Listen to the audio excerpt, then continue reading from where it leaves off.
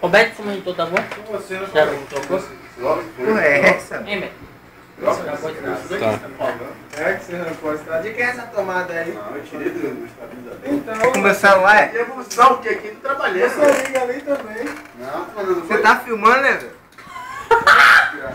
Coloca no YouTube, velho. Deixa ele gostar. Idiota. Alguma tomada sua desse modelo aqui? Não peca não, não detalhe aí. Então, pode ligar lá, só. Liga lá não, óleo.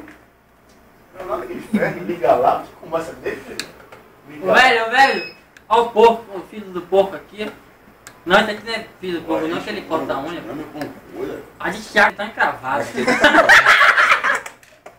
Aí é de cavalo, parceiro. É, raciado com o diabo, aí. Que porra é essa? Rapaz, meu pé é feio, mas o seu, Pô, velho. velho. Não para de correr na minha rua, velho. Bem onda, velho. A minha rua é feia, mano. Roberto, você tem que botar no YouTube. A Eu minha tenho rua conta. parece um pinto. Ai, pode passar, para que eu boto lá. Bote mesmo, Thiago, bote mesmo. Ele é bestalhado desse, que eu boto no meu canal no YouTube. Um bocado de visita já, velho. Brincadeira, velho. Mostra ele aí, mostra ele aí. Não mostra nada pra um cara idiota desse, velho.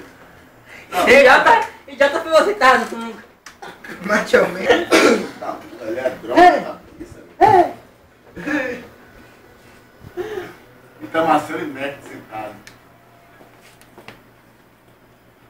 Aí tá imitando o que naquele dia? Ele tá imitando, foi Léo, não foi?